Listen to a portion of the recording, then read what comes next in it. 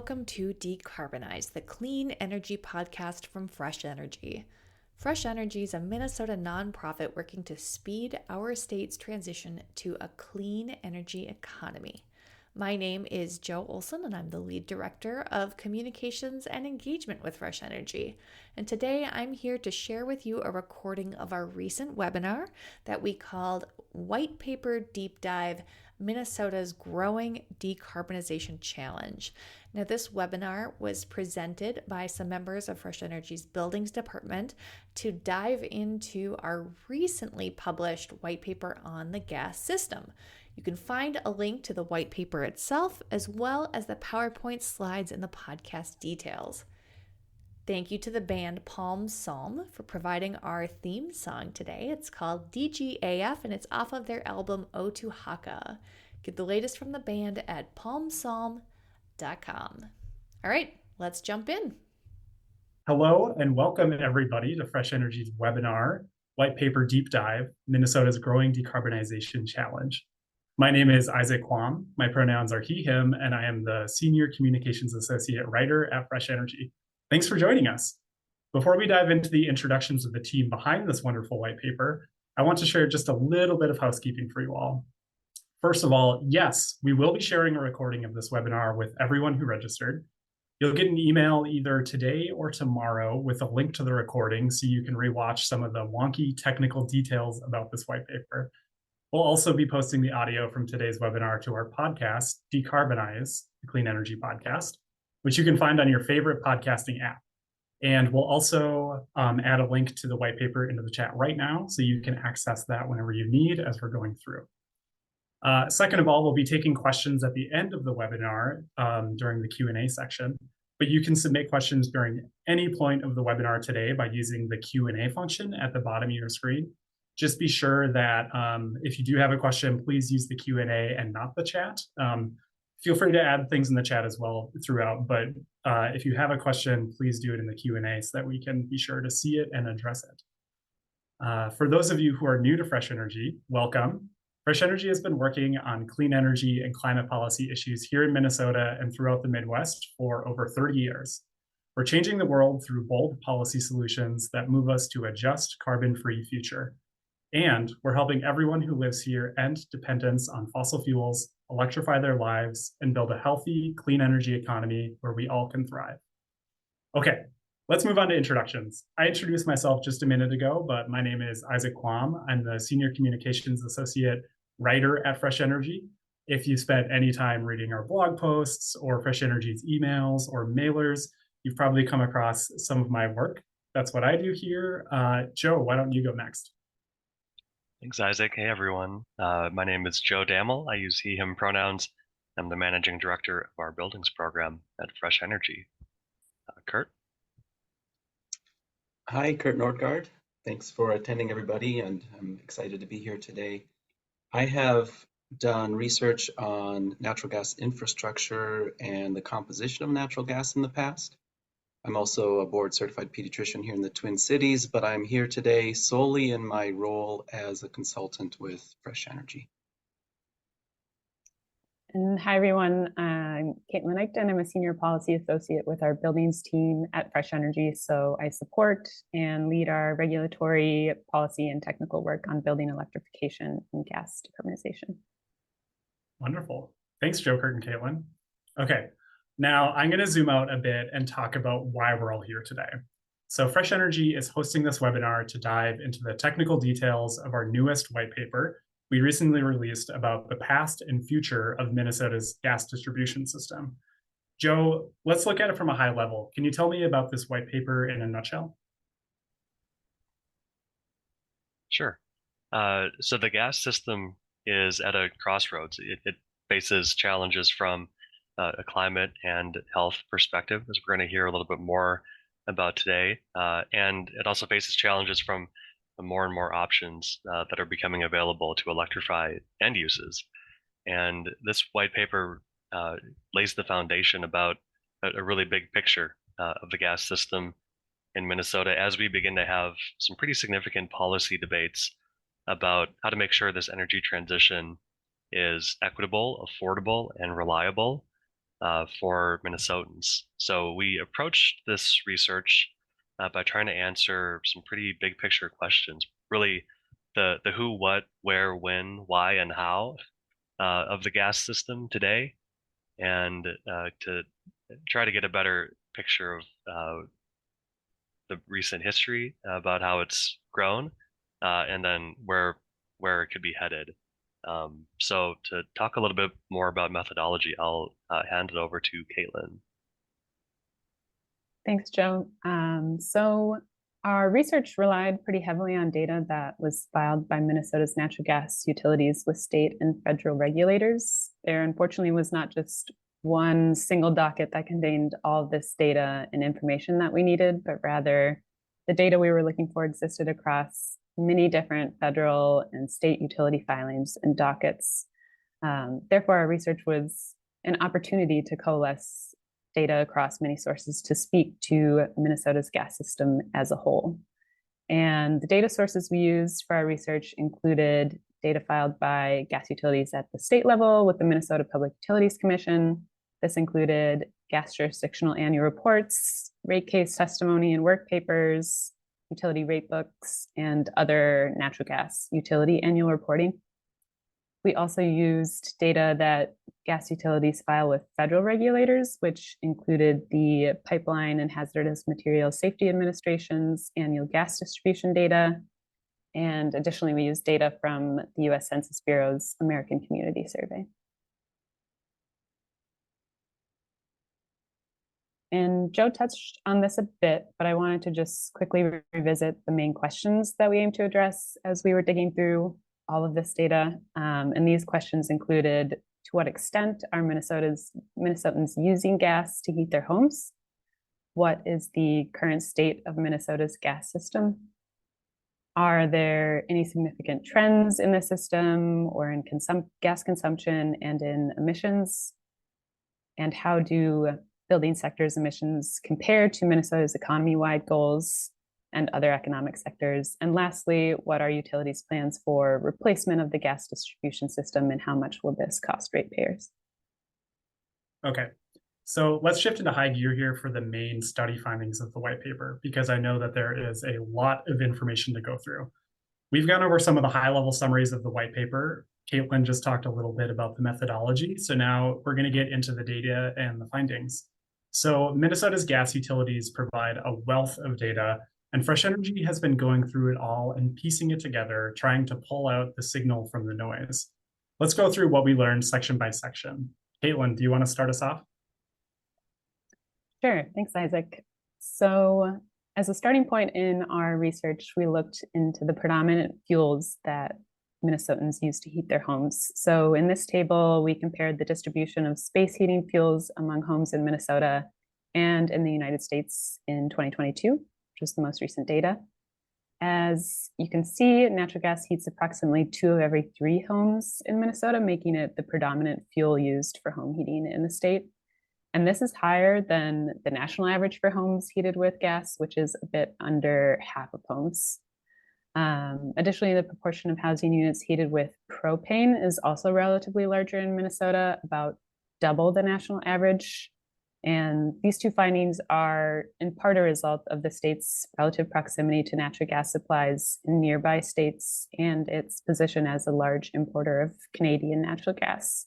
And I'll also note that approximately 2/3 of propane supplies are produced from the processing of natural gas. Conversely, the share of housing units heated with electricity and fuel oil in the state are both less than half of the national average, as we see in this table. And lastly, notably, the proportion of Minnesota homes that heat with electricity is higher among renters. So approximately 2 of every 5 renter-occupied households in Minnesota heat with electricity. Next slide. So using the same data, here we mapped the predominant home heating fuel by county subdivision in Minnesota. And as you can see in red on this map, natural gas service covers much of the larger cities and population centers in the state. But at the same time, many parts of the state have no natural gas infrastructure or service. And in those areas, buildings rely heavily on fuels to meet the majority of their heating needs. And these fuels include propane, which is in blue on the map, electricity, which is in that yellow-green color, wood, which is in brown, and fuel oil, which you can see in a few spots, is in orange. Okay, so we know that natural gas heats most of Minnesota's homes in more densely populated areas, and then propane is used in more rural areas broadly. I live in a rural area north of the cities, and I know that most people around there have propane delivered to heat their homes.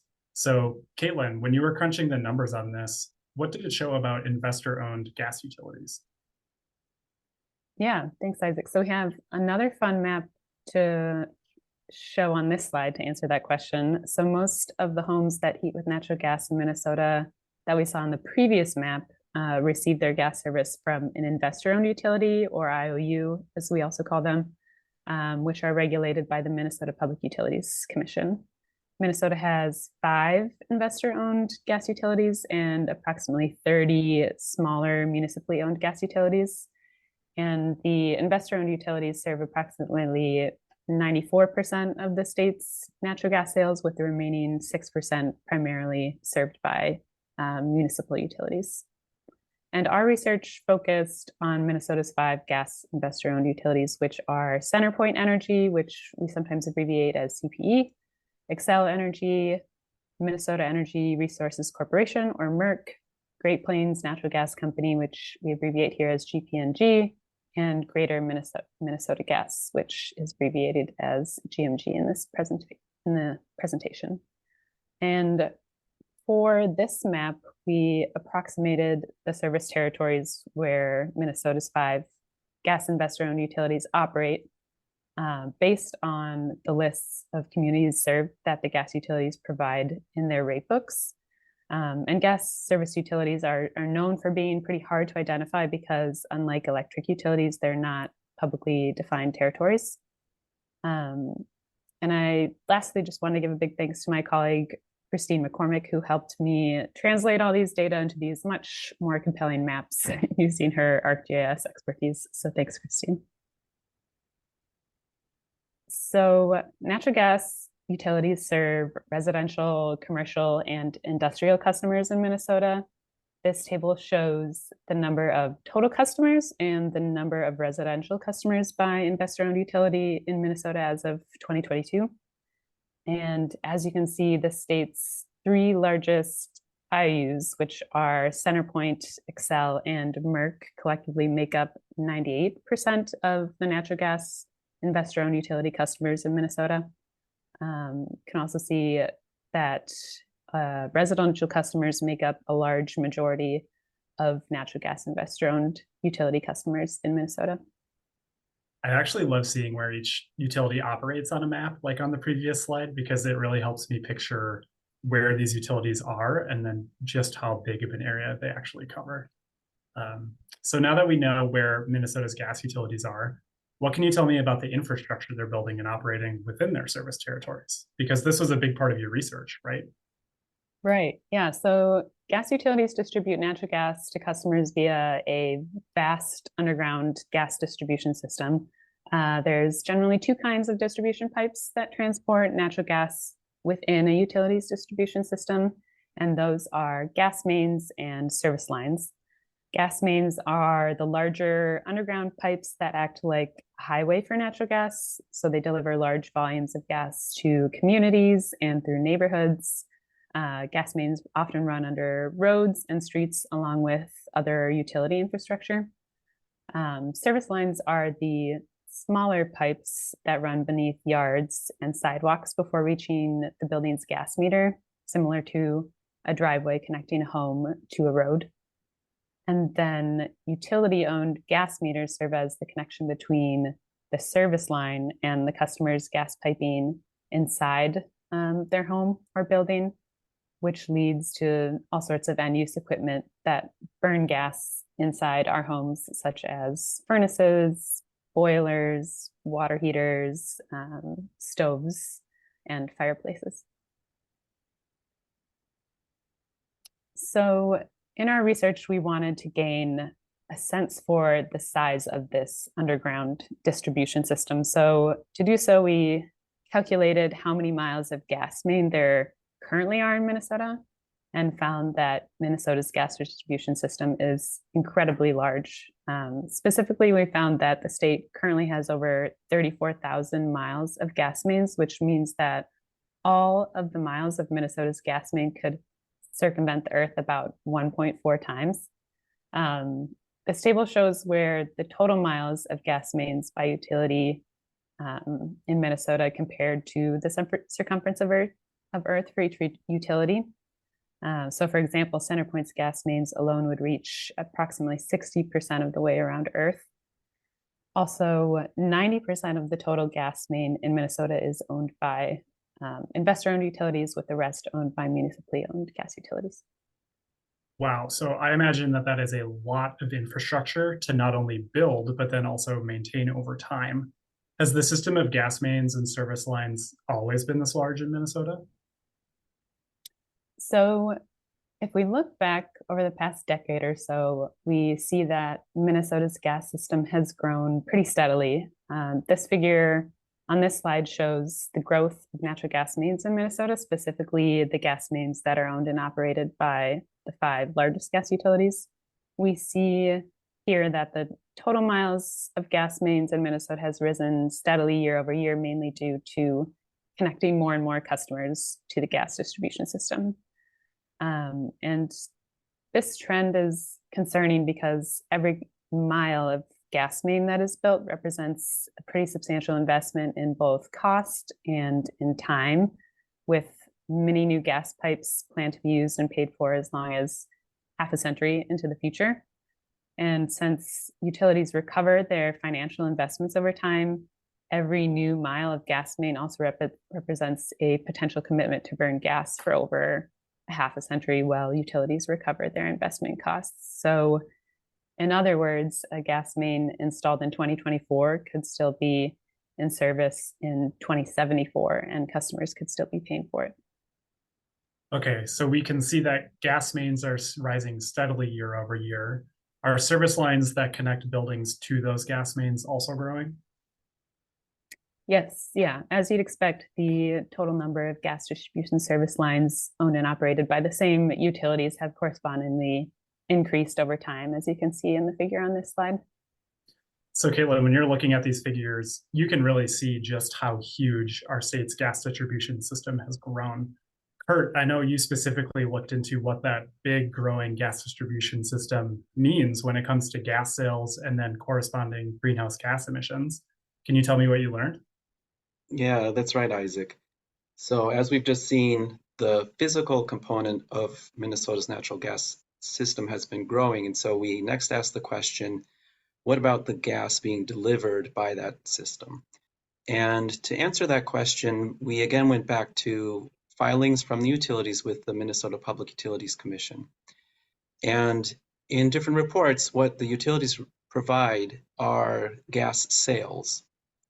And for this analysis, we equated gas sales or gas deliveries with gas consumption. And you can think about that as if you deliver a unit of gas into a building, that gas gets used or otherwise processed in the building. So when we look at those data, we also compared them from year to year, and you could say, well, but some winters are colder than others, so we would expect gas sales to be going up and down based on weather. And actually, each of the utilities that we looked at will normalize their own data based on historical weather. And so they do that through a proprietary calculation on their part. They also do a proprietary calculation to project how much gas they expect to deliver going into the future up through 2038.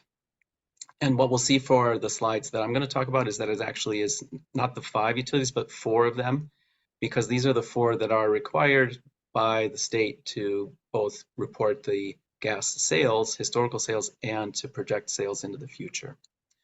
So now looking more carefully at the figure, the units here we see are decatherms, and that's a common unit in the natural gas industry. It may not make sense to most people though, so one other way to think about a decatherm is that it's pretty much equal to 1 million BTU, or British thermal units. And for a residential home, a natural gas furnace may be on the order of 50,000 to 100,000 BTU. So that can give you some frame of reference for these units. And we started again with 2010. And for these data, every 3 years, we assessed the gas sales through 2022 and then through 2038 into the future, 2033, 2038. And what you can see is the same trend that we saw with the physical infrastructure is also there for the gas sales data. That in 2010, we were a little over 150 million decatherms. And through 2022, the most recent year that we have data for, there's been regular growth when you take into account changes in the weather. And that not only is that the historical trend, but there's a pretty similar trend going forward into the future projected by the utilities. We could have some discussion later about what those projections mean and where they come from, but I'll just say here, these are the projections utilities filed as of 2022 with the Public Utilities Commission. And so we felt these were the most appropriate or the best data we have to look at where utilities see their future gas deliveries going. Okay, so we know from gas utilities' own data that as we build a bigger natural gas distribution system, we see that gas sales go up as well. That makes intuitive sense since more customers are hooking up to the gas system and then using that gas. So Curt, why don't you tell me about why we care about natural gas sales? That's a problem for Minnesota's greenhouse gas emissions, right? Right. Yeah, as a fossil fuel, either burning or in the case of natural gas, releasing it in the environment does release greenhouse gases. And so what we did to try and understand the greenhouse gas emissions from Minnesota's natural gas use in buildings, we converted the sales in decatherms to tons of CO2 emitted. And first I should say, I didn't mention in the last slide, but the data that we looked at for sales were for residential buildings and commercial buildings. And that could be, as we heard from Caitlin, for any use within that building. And so we're looking at the same numbers here now for CO2 emissions. We assumed that 1 unit of gas being delivered to a building, either residential or commercial, is going to be consumed and produce a certain unit of or amount of carbon dioxide emissions.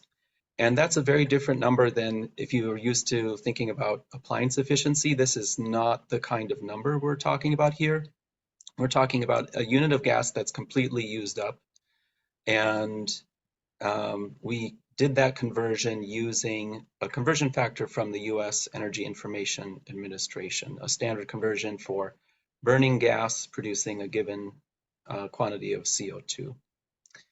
So, as you can see, the same trend holds, and that's because if you have 1 unit of gas producing a certain amount of CO2, and then you multiply that by 100, you get 100 times the amount of CO2 produced, so there's a linear relationship. And we see that same trend that in 2010, the use of natural gas in Minnesota's buildings resulted in nearly 10 million tons of CO2 emitted. And that number goes up consistently in direct relationship to the amount of gas being delivered to buildings, such that in 2022, the buildings in the state released, in our estimate, 12 million tons of CO2, and that's expected to go up through 14 million tons by 2038 at the projected rates that we were looking at.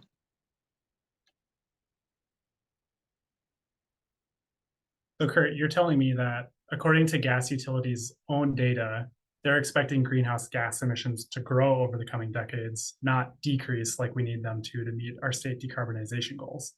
So what did you learn from the data for how emissions from buildings compares to our other sectors where Minnesota is reducing emissions? Yeah, and actually, if we could go back a slide, I just want to make sure the audience can see that the state has set goals for emissions reductions from buildings, and those goals were prepared under Minnesota's climate action framework, and they're not requirements or mandated, but they're meant to set us on track to reach the state's overall greenhouse gas reduction goals. And so the red dotted line here, what we're seeing is the amount of CO2 that we have as a goal for 2035. And that's for burning fuels in buildings, all fuels, not just natural gas. So you can see that in 2010, we were already well above that goal, of course. But because of the growth in gas delivered to buildings and CO2 emissions from buildings, we could be nearly double that goal by 2038 if these projections hold true. So if we compare to other aspects of the economy, we can make these comparisons to try and understand, like, what does this mean, these tons of CO2 we're talking about? It's not just abstract, there's a real meaning here if we compare it to our state's climate goals. So if we look at the next slide then, this is comparing emissions from buildings with our emissions from the entire economy. And in order to make that comparison, we're not looking at tons of CO2, we are looking at percentages. So we're considering 2010 as a baseline year, and that's 100% as the baseline. The blue line is the tons, or the relative change in CO2 emissions from Minnesota's economy across the state. So that's all economic sectors. And starting with that line, what you can see is after 2010's pretty much stayed level for a few years, and then over the next few years, going to 2019, there's been some decline in the state's overall greenhouse gas emissions, which is great. And then looking ahead to the next points in that blue line, 2025, 2030, 2050. These are goals for Minnesota's statewide emissions that were set by the legislature under the Next Generation Energy Act. The legislature updated those goals in last year's session so that we now have a 2050 net zero goal. And what you can see, just focusing again on the blue line, is that this recent couple of points in the historical data are actually laying out fairly well with the direction the legislature has set for us to reach net zero by 2050. So that's the good news. The bad news is if you look at the red line, these are the same emissions we looked at the last slide, but again, converting them to percentages. And you can see going from 2010, that percent change is going up every year instead of going down, such that by 2040, we could see over 40% increase in emissions from buildings if the utility projections really carry through. And one thing that's really easy to see from this figure is that compared to the state's overall direction going down, the emissions from buildings, both historically since 2010 and going into the future, they're going the wrong direction. That's pretty easy to see here. That makes sense. So we can kind of see that emissions from buildings is growing when it really needs to be decreasing in order to meet Minnesota's emissions reduction targets on the blue line. So I'm curious, how do those building emissions compare to other sectors? Because historically, our electricity generation sector had by far the most greenhouse gas emissions, but we've actually made a lot of progress there in reducing emissions. And those emissions themselves have decreased by a lot, correct? Yeah, that's definitely true. And for this comparison, we picked the electricity sector as a comparison because of what you said. We have good data for the sector. And I think for a lot of us, it's easy to think about electricity generation as being a dirty industry in the past where we were burning coal, we have dirty power plants that are burning fuels to make electricity in the state. And so if we look at the next slide, we're doing another comparison here, but this time we're looking at absolute tons of CO2, not percentages.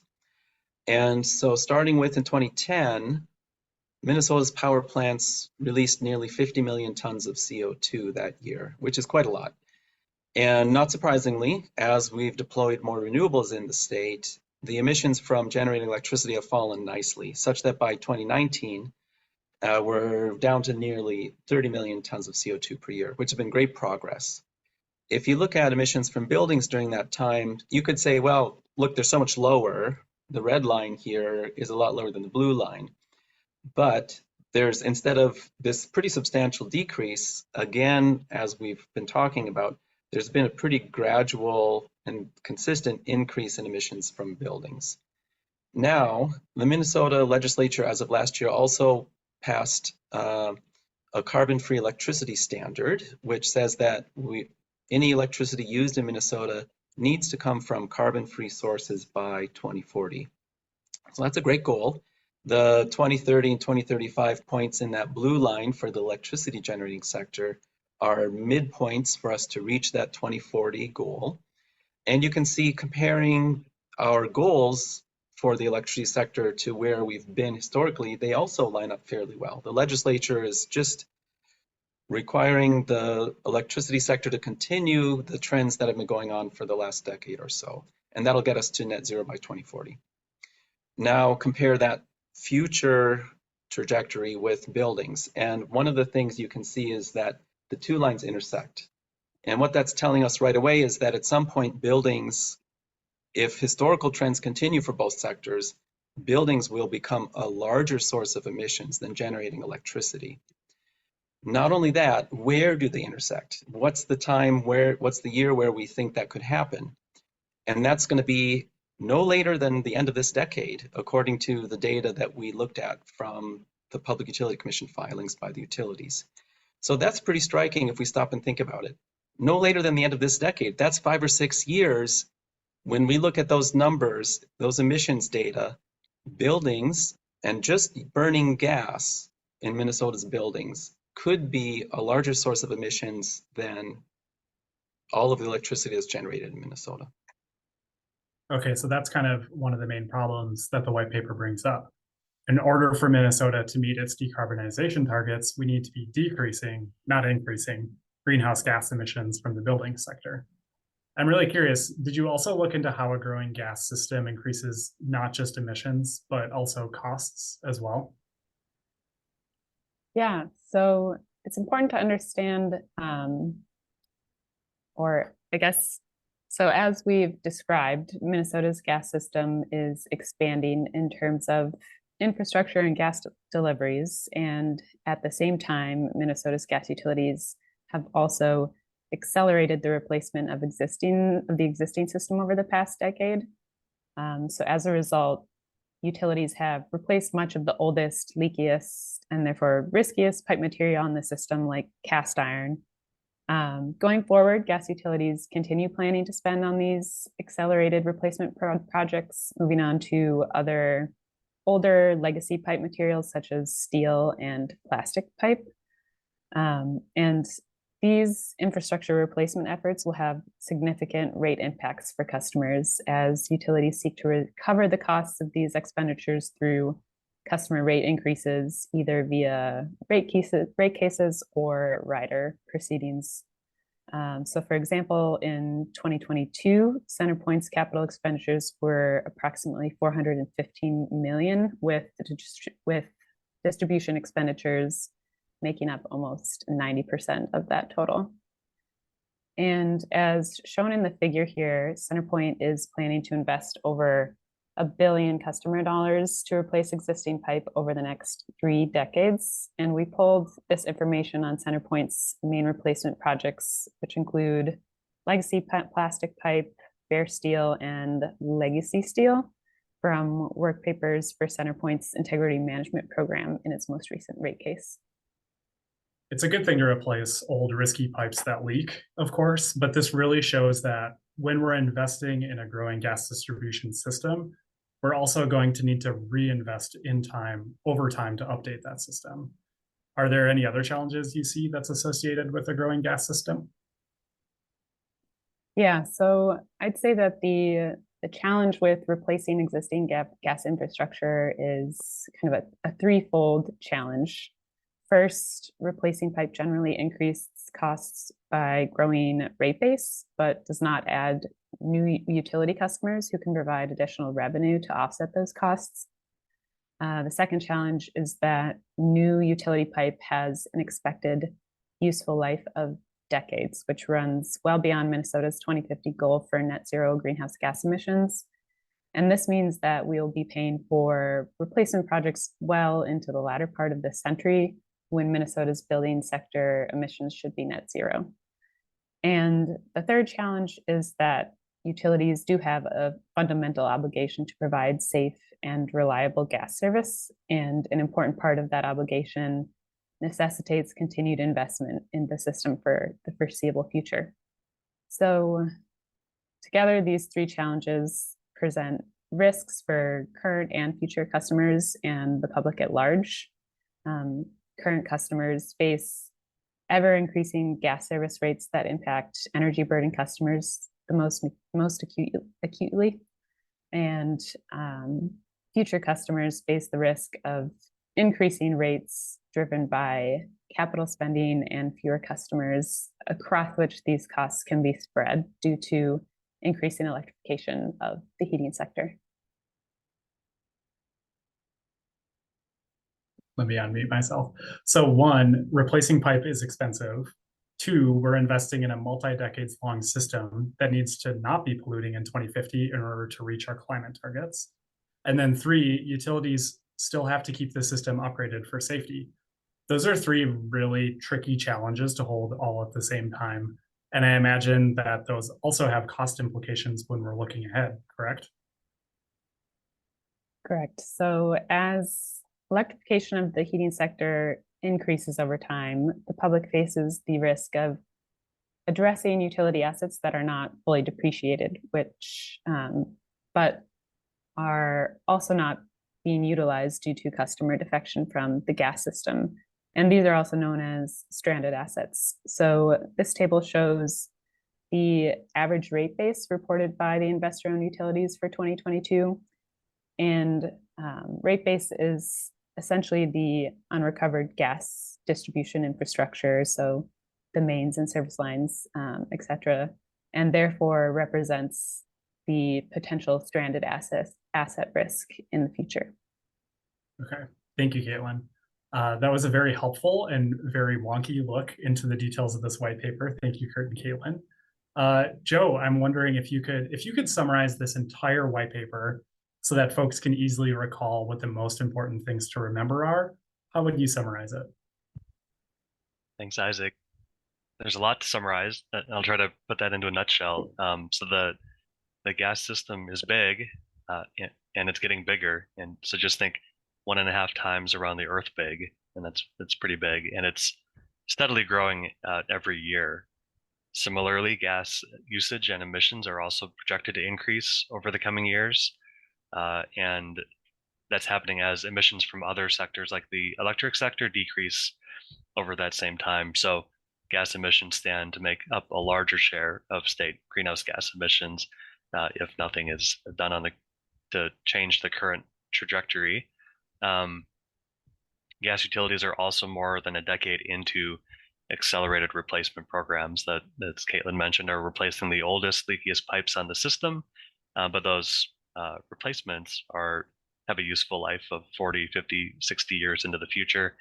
And Caitlin also talked about how that poses a potential stranded asset risk as we change how we heat over that same time period and hopefully sooner.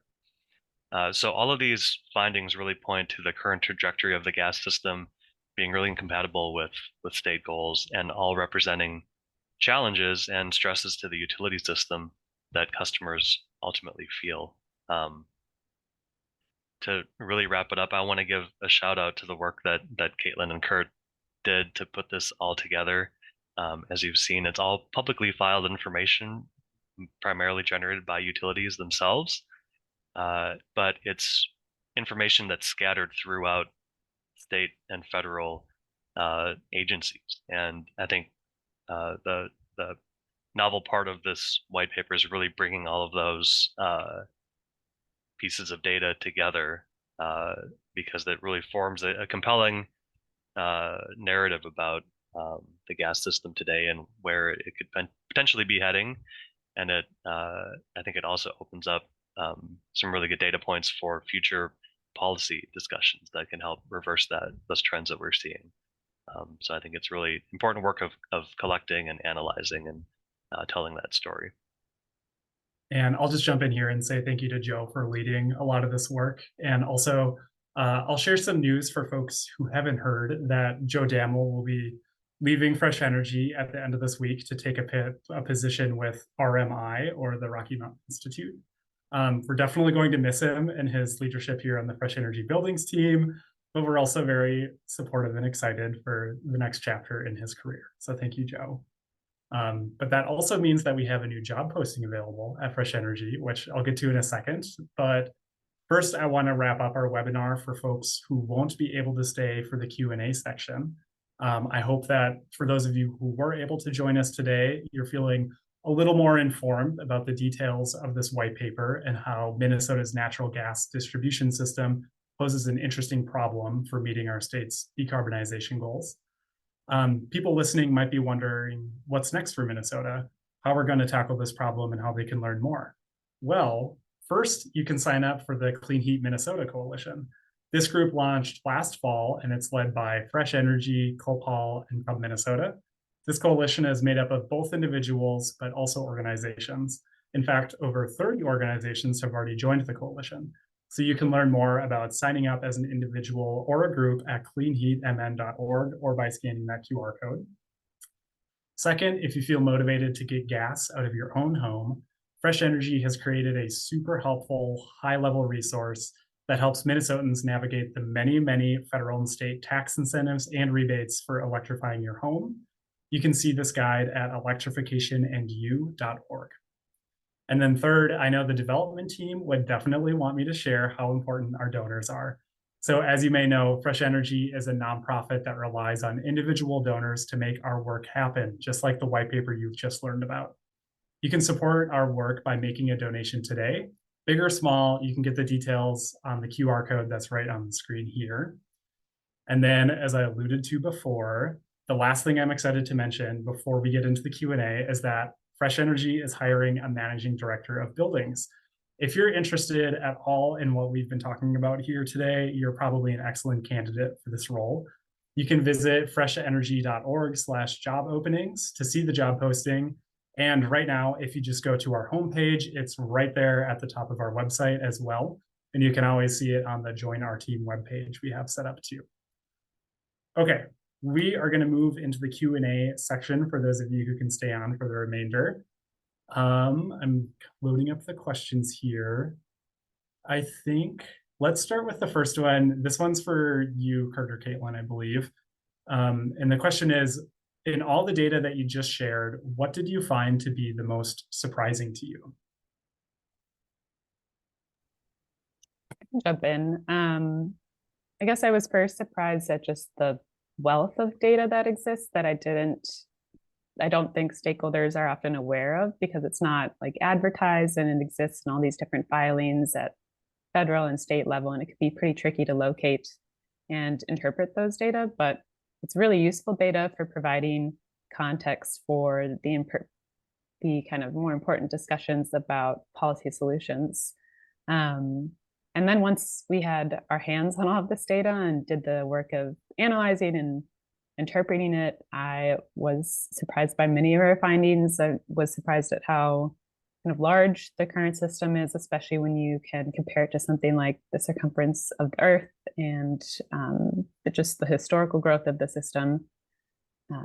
It's also relatedly kind of surprising. And then to see utilities' projections for the ongoing growth and increasing gas deliveries into the future when we need to be reaching our state emissions goals, as Curt mentioned. And then lastly, just the accelerated replacement of existing gas pipeline that utilities are planning for as far out as 2055, as we saw in that one figure, when we really need to be at net zero for greenhouse gas emissions as a state, which raises some big concerns for achieving an equitable energy transition and presents pretty large stranded asset and cost recovery risks. Yeah, a couple of things about the data that stood out to me or surprised me. And one is the consistency of the trend in terms of growth of gas sales. So once you take away the impact of weather, it's actually surprisingly consistent to see the growth in gas delivery that I wouldn't have expected. The other thing is, again, the comparison of emissions from our buildings that burn natural gas to the electricity sector. We're just so used to thinking about like, that's the big one you got to go for to fight climate change is, get rid of that coal and dirty power plants. It won't be long. It's going to, I think, be shocking to a lot of people when that point comes, because these are slow moving boats. We can't just turn that system around in 2 years. And we're very likely to reach a point soon where that's going to be in the headlines. And I think that's going to be surprising for a lot of people. And I know it was for me. That makes sense. I have a question from Luke here. I'm not sure which one of you three wants to answer, but the question is, have any of our Minnesota investor-owned utilities made public, quantifiable, Minnesota-specific goals for reducing their customers' greenhouse gas emissions? Yeah, I was just looking at that question. I think, and others feel free to chime in here, the closest thing I've seen to that is Excel's net zero vision for gas in Minnesota. I'm not sure if it's that quantifiable, but I think that's the only gas utility I've seen with a specific goal in writing. Yeah, and I believe CenterPoint has a similar but distinct goal. I wouldn't want to speak to it without having it in front of me here. I think I answered another question about decarbonization plans from utilities in the written Q&A. And thank you, by the way, for everyone who have been submitting questions. There's a lot of really good ones here. So NGIA, the Natural Gas Innovation Act, can be a vehicle for decarbonization and emissions reductions from gas utilities. I think it is similar to a clean heat plan that states like Colorado have, and that requires gas utilities to reduce emissions by a certain amount through these plans. The NGIA doesn't work exactly like that. It requires reductions in geological gas throughput and reductions in greenhouse gas emissions, but doesn't put a target on it. So that's a distinction there.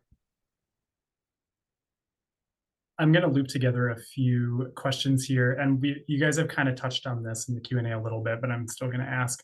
Some people are wondering about the service areas for IOU gas utilities, and they're wondering what governmental body explicitly defines the service territory for different IOUs, and then how it works when there's, say, a new development in a new area. How is it like considered who will supply gas to that area? Sure, I can take that. And I can build a little bit and repeat some of the answer that I gave in the written answer for folks who haven't been tracking that. So unlike electric utilities, and this is maybe surprising for folks, unlike electric utilities in Minnesota, there are no defined gas service territories for gas utilities in Minnesota. So I know there's like maps of electric service territories, and the Public Utilities Commission ultimately approves those maps. There's not that same gas utilities. The policy behind that is really that the PUC has determined that competition for customers can help all customers in terms of reducing the cost of serving brand new customers. It usually, I don't think it's like a constant battle between gas utilities for a new customer. Oftentimes the gas utilities that offer to serve that customer have existing service in that area, and it's just expensive to build out a brand new gas main, especially given the connection or lack thereof to the interstate pipeline system where we get all of our gas from, since we don't have any gas production in Minnesota. But it does happen from time to time. Maybe 5 or 6 years ago, there was a large building, a practice facility that a Minnesota sports team was building, and one gas utility ended up serving that customer when another gas utility was planning to serve that customer. That dispute got brought to the Public Utilities Commission, and it's actually a really interesting discussion about this very concept about competition amongst gas utilities, the policy rationale behind it, and ultimately, weighing the benefit to all ratepayers of having that sort of healthy competition in the marketplace. I think that the questions about serving new customers or new communities brings in two types of policies that govern extensions. And so one that we may have heard about is gas line extension allowances. So that, and I think we might have a blog on our website about that. But it's basically when a new customer or group of customers in a development wants to connect to an existing gas utility system, the gas utility will provide an allowance of, we use feet in Minnesota, other states use a dollar amount. So roughly right now, and it's not uniform across gas utilities, but you'll get about 100 feet of gas main for free that basically every ratepayer pays for, and 75 feet of service line for free, which again is free to that customer, but everyone pays for it. Anything above that customer is responsible for payment. And it's really intended to provide a benefit to all ratepayers by adding new load. And that's been a really long-standing policy in Minnesota and across the country to build out the gas system. Other states have started to rethink that policy, both at the legislative level and at the public utilities level, even removing gas line extension allowances entirely. That doesn't mean that that state, by doing that, is banning the connection of gas. It's really just shifting some of the costs onto the brand new customers. We also have pro-expansion law that helps communities join the gas system. So the new area surcharge and the natural gas expansion project rider are two laws that the legislature has passed that help communities join the gas system. And both of those were enacted under or following, severe winters, polar vortexes, propane shortages, and so are really intended to connect folks to what was at the time a really reliable, affordable energy service. And so we think that there are other technologies now that can exist, or that do exist, that can also help connect communities to reliable, affordable, clean heating sources. So we're starting to see more and more network geothermal and thermal energy network pilots being proposed, both by utilities and also by cities. So we think it's really important to provide Minnesotans with clean, reliable heating. And we think that just the ways that we can do that now and achieve those goals are really changing. Perfect. Thanks, Joe. And speaking of cleaner heating, I have a question here that says, it's describing how our white paper looked at more customers are being added to the gas system, and so we expect emissions to increase over time. But then at the same time, we're also seeing homes are becoming more energy efficient, appliances that use gas are also becoming more energy efficient, and then increasingly more Minnesotans are switching to cleaner electrified ways to heat and power their appliances.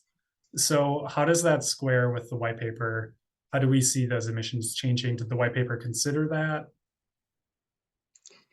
Yeah, we actually did that analysis, and we do have a figure in the white paper that addresses this question. We just couldn't fit it into the webinar, but I'll try to summarize it here. So when we pulled the data on gas deliveries, we also included the data on the number of customers served for each of those quantities.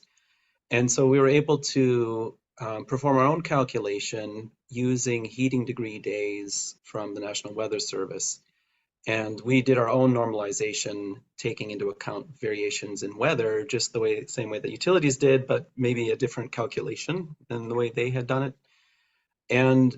But using all of those numbers together allowed us to say, for a given unit of heating demand, how much gas was a given customer using. And so that we did look at that over the same study period of 2010 to 2022. And it's a little bit different than I think other ways that the state tracks energy efficiency. So we were literally looking at what are the utilities data showing us about that gas use or the energy intensity of our buildings. And those numbers are completely flat during that period. So there may be energy efficiency gains, and those might be more on the electricity side with things like LEDs. There may be some efficiency gains like maybe there are 95 whatever efficiency furnaces, but maybe we're not installing enough of them to really make a difference. There are other explanations. If you make your home more energy efficient, some people might say, well, now I can afford to boost the thermostat up so their total natural gas consumption stays flat, even though their efficiency of their home went up. So there are a lot of ways to think about those data, and they're quite interesting and complicated. But we did look at it, and from what we can see using this approach is that we haven't really made any progress. So we can't expect that to be the solution in the future unless we do something very different than how we've approached efficiency in the past. Yeah, and I'll just add too, I think that's a really important disconnect that I think the white paper highlights, and I think it's one of the important aspects of the white paper, again, bringing in utilizing utility data and really from disparate dockets or filings, and really calling into question like overarching trends that we're seeing from gas sales and trying to square that with what we might expect to see, because we do have really strong energy efficiency and conservation programs in Minnesota. We've had them for 30 plus years, and they're continuing their evolution to include things like fuel switching in this latest version of the programs. And so we know we're doing a really good job on that, but we're still not seeing the change that we might expect to see in the data itself for a number of reasons that we just weren't able to explore that Dr. Nordgaard just mentioned. So I think that's one of the benefits that we saw of doing this, is really uncovering those disconnects and trying to figure out what was really driving it. I think we have time for one more question here, and this is kind of a technical question about how we calculated our greenhouse gas emissions. So I think this is going to be in your court, Curt. But the question is about how New York uses a 20-year time frame for greenhouse gas emissions, which takes into account the fact that methane traps a lot more heat over 20 years than CO2 does. And they're wondering how our calculations kind of incorporated how methane acts over 20 years and then over the longer period as it's oxidized into CO2. Curt, I think I've heard you speak about this before, so I think this is your territory, if you can sum it up in about a minute. Yeah, this is a very good question, and it gets at how we converted gas sales to CO2 emissions.